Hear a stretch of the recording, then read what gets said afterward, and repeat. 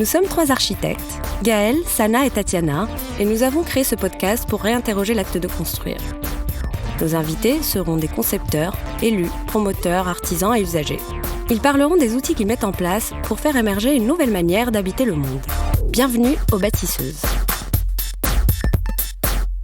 Ce podcast vous est proposé par l'association Isora. Isora est une association d'action collective autour de l'architecture. Bonjour. Salut Paola. Ça va? Café ou thé? Moi, c'est toujours café.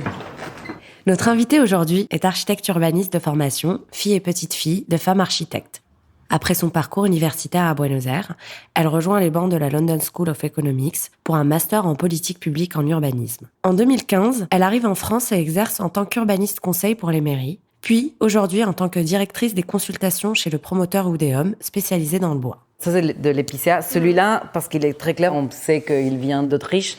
Quand tu vois les bois français, il est un peu plus sombre. J'ai appris à le reconnaître comme ça maintenant. CLT, c'est le bois que Oudéum utilise pour faire des constructions.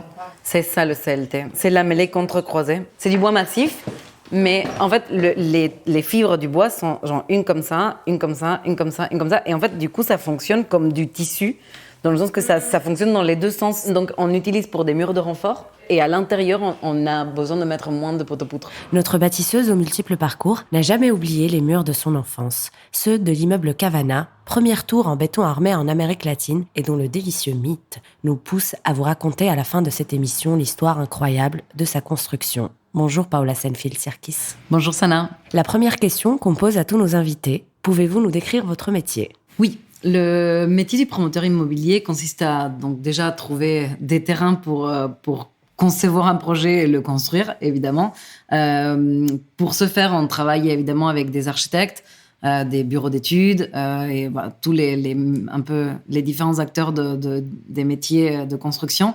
C'est hyper important après de valider ce projet en mairie et d'avoir la validation politique pour ensuite pouvoir le construire et le vendre ou le garder en tant qu'actif en propre, si c'est un promoteur qui a une foncière en interne, et donc le louer, dans l'idée évidemment de créer de la valeur. Donc l'idée, c'est évidemment construire un projet qui va avoir plus de valeur plus tard. Et donc le promoteur prend le risque de cette création de valeur, de cette commercialisation, en utilisant ses fonds propres et des emprunts bancaires pour pouvoir assurer la construction et les petits problèmes et les aléas qui peuvent arriver pendant ces moments de construction. Donc, mon métier vient au tout début de la chaîne de valeur. Donc, dans le développement, je suis directrice des consultations et ça veut dire faire des concours. Donc, je m'occupe des appels d'offres publics. Pour trouver des terrains, il y a 2 manières. Donc, on les divise en diffus, ce qu'on appelle le diffus chez la promotion immobilière, ou les consultations ou concours. Des fois, on peut les appeler cellules grands projets chez les promoteurs. Et le diffus était la manière plus classique de faire du développement où le développeur ou le promoteur va chercher à contacter les propriétaires fonciers ou les institutionnels ou les petits propriétaires. Et tandis que la consultation ou les concours sont plus une manière donc de travailler en direct avec les villes. C'est les villes qui lancent les appels d'offres publics, puisqu'aujourd'hui, les administrations publiques ont beaucoup plus la main sur comment ils veulent qu'on fasse la ville. Donc, il n'y a pas que une charge foncière. Ils ne sont pas juste intéressés par combien d'argent on va leur donner, mais aussi qu'est-ce qu'on va faire sur ce terrain. Et comme ils lancent les consultations, ils peuvent avoir la main là-dessus. Nous l'avons évoqué lors de votre présentation, vous avez un parcours multiple, architecte, urbaniste et maintenant maître d'ouvrage. Pouvez-vous revenir sur les raisons qui vous ont poussé à changer de casquette ? Oui, je crois que mon passage par London School of Economics m'a laissé un peu cet apprentissage, cette idée que designer la ville, c'est pas juste avoir un crayon dans la main. Et évidemment, c'est hyper important de dessiner des façades, des rues, etc. Mais les politiques publiques et la stratégie urbaine, ou même consolider une équipe, comme ce qu'on fait tout le temps quand on fait des concours, sont aussi importants. Et c'est un peu ce qui va marquer pourquoi un projet se fait, un autre se fait pas. Et c'est justement ce questionnement de pourquoi certains projets sortent de terre et d'autres projets ne voient jamais le jour quand en fait ils étaient tellement bien. Ça a toujours été un questionnement qui m'a marqué ou quelque chose qui m'a intriguée. Pendant que je travaillais comme conseil donc en mairie, chez les mairies, donc, et même avant, quand j'avais fait des master planning, mais toujours en tant que consultante, j'étais du côté de proposer des idées et jamais pouvoir les mettre en œuvre d'une certaine manière. Et c'était un peu frustrant. Et aujourd'hui, et c'est intéressant de pouvoir... évidemment, il y a plein de projets dans lesquels on travaille qui se font pas, mais c'est intéressant de pouvoir un peu être du côté de ceux qui font, de ceux qui bâtissent, et donc de pouvoir voir pourquoi est-ce que ces projets sortent ou pas de terre. Je pense que j'ai pas encore la réponse. J'aimerais peut-être pour un prochain podcast, je reviendrai dans quelques années avec quelque chose, mais aujourd'hui, en tout cas, j'ai vu plein d'exemples intéressants qui commencent à construire un peu cette réponse. Est-ce que la réponse n'est pas finalement d'arrêter de construire ? Je pense que non. Aujourd'hui, on continue à faire face à une crise de logement. Donc, je pense pas qu'il faut arrêter de construire, mais c'est clair qu'il faut repenser comment est-ce qu'on se construit. Mais alors, comment construire et avec quels outils ? Un des outils qu'on peut mettre en place pour répondre un peu à cette crise, c'est le fait d'utiliser les bons matériaux. Personne ne dit qu'il faut arrêter d'utiliser du béton. D'ailleurs, on va toujours en avoir besoin du béton, mais aujourd'hui, on est un tout petit peu très habitué à construire comme ça. D'ailleurs, moi, je viens d'Argentine, un pays qui adore le béton aussi. Les architectes, on adore le béton, on adore construire en béton, on nous explique ça à la fac. Les gens qui construisent sont très habitués au béton, même les promoteurs. Mais aujourd'hui, pour faire du logement, c'est presque une facilité de le faire en béton. Et donc, un peu de ce constat du fait qu'on peut utiliser des matériaux qui sont beaucoup moins carbonés pour faire des logements. Cedouné ou Deom, qui est un promoteur qui construit des projets bas carbone et qu'on utilise le bois. En 2018, par exemple, on sait qu'un tiers des émissions carbone en France sont liées au bâtiment. Et c'est pareil, un tiers aussi pour le transport. Le transport était décrié comme un des plus gros pollueurs, mais en fait, on est pareil. 60% de ces émissions carbone sont émises pendant les 2 premières années que c'est la construction. Et donc, c'est vraiment là où il faut vraiment faire l'effort de décarboner le bâtiment. Donc, quand on remplace le béton par du bois, comme le bois stocke du carbone, on arrive à réduire par 2, par exemple, aujourd'hui, déjà les émissions de nos bâtiments. Et aujourd'hui, chez Oudéum, on essaye vraiment dans les prochaines années, de pouvoir le rediviser par 4. Mais alors, pourquoi est-ce qu'on ne se met pas tous à faire du bois ? D'ailleurs, il faut le dire qu'on n'est pas les seuls à faire du bois, et tant mieux, parce qu'on a besoin de tout le monde, que tous les promoteurs et tous les industriels se mettent à faire plus de bois pour pouvoir décarboner cette industrie. Mais il y a encore plein de freins. Il y a encore plein de réglementations qui ne sont pas à la hauteur. Par exemple, c'est juste un de tant d'exemples, mais dans plein de villes, le PLU indique des hauteurs maximales en mètres et pas en étages. Et donc, quand on construit en bois, on a besoin d'avoir des planchers qui sont un peu plus épais que quand on construit en béton pour pouvoir isoler acoustiquement de meilleure manière. Et si on est bloqué dans la quantité de mètres qu'on peut faire, on perd un étage. Donc, ça veut dire qu'on fait moins de surface de plancher. Donc, on a moins de logements. Et donc, on peut, évidemment, quand on fait un bilan, on a moins de charges foncières à proposer à la ville ou aux propriétaires privés. Donc, on a moins de surface à vendre. Donc, les recettes sont moins importantes et donc on peut évidemment acheter moins cher le terrain. Et ça, du coup, quand on fait des concours, ça pose un problème ou même d'ailleurs quand on fait des projets diffus, ça pose un problème pour la construction bois où on est moins intéressant qu'un projet béton. Donc aujourd'hui, on sait que la loi climat et résilience a sorti un décret qui permet aux constructions faisant preuve d'exemplarité environnementale de déroger à cette règle, donc d'aller pouvoir faire un étage en plus. Mais personne aujourd'hui sait exactement très bien qu'est-ce que ça veut dire. Il n'y a pas de définition d'un bâtiment qui fait preuve d'exemplarité environnementale. Donc on l'attend toujours. Mais c'est quoi pour vous une construction exemplaire ? Pour moi, l'exemplarité doit passer pas seulement par la technique, mais aussi par les usages et par tenir en compte tout ce qui se passe un peu autour du bâtiment. Tout ce qui se passe autour, c'est la ville. Donc aujourd'hui, je pense que les riverains, on propose un projet. quand les promoteurs proposent un projet, ont un tout petit peu marre d'écouter que leur quartier va encore être en chantier pendant un long moment.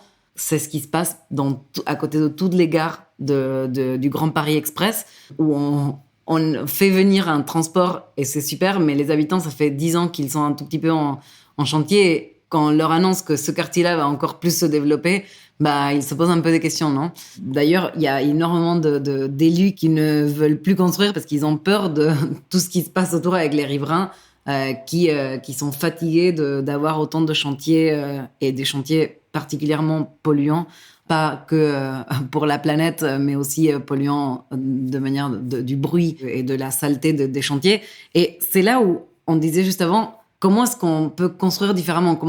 Quels sont un peu les leviers qu'on a pour pouvoir continuer à construire, pouvoir continuer à faire des logements de qualité dont on a besoin, tout en respectant les gens autour. Et bon, particulièrement, je vais parler du bois puisque c'est un matériau que je connais, mais justement, on peut, grâce au bois, construire en n'ayant pas des fortes nuisances. On peut avoir beaucoup moins de camions et on va beaucoup plus vite aussi. Donc déjà, on permet aux riverains d'avoir des temps de chantier qui sont moins importants. Et comme on a moins de camions qui doivent passer, on peut d'ailleurs construire un peu la ville sur la ville, puisqu'on peut laisser des projets qui existent déjà, on peut construire en site occupé, comme on dirait, et donc laisser des espaces ou des commerces ouverts sans les nuire ou nuire à leur passage. Je pense que ça, c'est un sujet assez intéressant et que on doit continuer à le travailler pour se poser un peu des questions de comment est-ce qu'on arrive à construire mieux. Et vous avez des exemples de projets qui justement proposent des solutions concrètes? Oui, je voulais vous parler d'un projet qu'on vient de remporter à Cergy. C'est un Inventant la métropole du Grand Paris 3, donc une consultation, un concours comme ce que j'expliquais avant, qu'on vient de remporter sur le site de l'ancien patinoire avec les architectes François Leclerc, donc Leclerc et Associés, et Sana Baldé. Une des raisons pour laquelle on l'a remporté, c'est parce que justement, on était le seul à ne pas démolir l'ensemble de la dalle de la patinoire. Cergy, c'est une ville qui s'est construite avec une architecture de dalle. Au lieu de venir remettre en cause cette architecture qui était déjà existante et de la détruire, même ça aurait fait penser aux riverains, pourquoi est-ce si on détruit cette dalle-là, pourquoi est-ce qu'on va pas détruire toutes les autres? Justement, nous, on a revalorisé cette dalle, on lui a donné un autre usage et on vient avec le bois, qui est beaucoup plus léger que le béton, surélever des logements, donc sur la dalle existante. On a évidemment renforcé par des endroits la structure, mais on peut parfaitement le faire. Et je pense qu'aujourd'hui, si on ne le fait pas plus souvent, c'est que les gens se demandent, en fait, n'ont pas toujours les compétences. Il faut vraiment réunir plein de métiers et plein d'experts pour pouvoir se poser les bonnes questions. Et ça a toujours été plus facile de tout raser et tout reconstruire. Mais je pense que ce projet est intéressant parce qu'on a gagné et la ville a justement été très contente qu'on conserve l'historique et le patrimoine de Cergy. Alors, comme on l'a annoncé en début d'émission, Paola, vous allez revenir sur votre premier souvenir d'architecture, le Cavana, un bâtiment qui a marqué votre enfance. Pouvez-vous nous raconter son histoire et nous dire en quoi il vous inspire encore? Le Cavana est un bâtiment iconique de Buenos Aires et que j'ai la chance de très bien connaître puisque ma grand-mère, architecte, y habite. Le promoteur immobilier de ce bâtiment, ce qui est assez incroyable, c'est Corina Cavana, une femme qui avait hérité d'une grande fortune de son premier mariage, qui était un mariage arrangé avec un homme beaucoup plus âgé qu'elle. Et en pleine dépression économique, donc des années 30, elle a décidé de mener son propre projet de développement immobilier, ce qui était à ce moment-là quelque chose qui était fait par des hommes ou des très grosses entreprises. Le fameux mythe dont vous faites allusion dit que Corina Cavana a fait construire cet immeuble pour cacher la vue d'une très très belle église qui se trouve juste derrière le bâtiment, parce que la mère de son supposé amants n'auraient pas approuvé de leur mariage. Le Kavanagh, c'est un bâtiment très haut, donc une tour qui était faite, la première donc en béton armé d'Amérique latine. Et donc, l'idée, c'était qu'elle aurait voulu cacher la vue de cette mère qui habitait de l'autre côté du parc. Qu'en effet, elle habitait là-bas, mais elle est totalement fausse, l'histoire, parce que cette dame, elle est morte en 1920, quand en fait le bâtiment n'était même pas un projet. Je voulais raconter quand même l'histoire, même si elle est fausse, parce que on nous fait penser toujours que les visions des femmes ont toujours à voir un peu avec des histoires d'amour ou de défaites amoureuses, mais au contraire, je pense que Corina Kavanagh fut une bâtisseuse avec une vision très forte. Pour payer d'ailleurs les travaux de ce bâtiment, elle a vendu 3 des terrains qu'elle possédait pour pouvoir le financer. Et probablement, même si c'était pas du tout à son goût, elle a compris que c'était important de faire un bâtiment qui était contemporain à son époque, qui est dans un style hybride entre le rationalisme et l'art déco. Quand en Argentine, en fait, à ce moment-là, on était totalement dedans des canons de beauté d'architecture française. Et on sait que c'était pas du tout à son goût, parce que on peut voir que dans l'étage qu'elle s'est construit pour elle-même, il y a des colonnes corinthes qui s'aperçoivent entre le bâtiment totalement d'un autre style, et elle l'avait fait juste pour décorer un peu son espace extérieur. Donc. Mais elle a pu dépasser son goût et vraiment faire un bâtiment qu'aujourd'hui reste mythique pour tous les architectes argentins, et d'ailleurs avec lequel tous les architectes qui étudient à l'école on connaisse très bien, parce qu'on a en fait les dessins du bâtiment décorent le mur de notre école d'architecture. Merci Paola Senfield-Sirkis de nous avoir accompagnés pour cet épisode. Au moment où nous avons enregistré ce podcast, le décret de la loi Climat et Résilience définissant l'exemplarité énergétique et environnementale n'avait pas encore été publié. Il est désormais en ligne et vous pouvez le consulter sur legifrance.gouv. Ce podcast vous a été proposé par l'association Isora. Isora est une association d'action collective autour de l'architecture.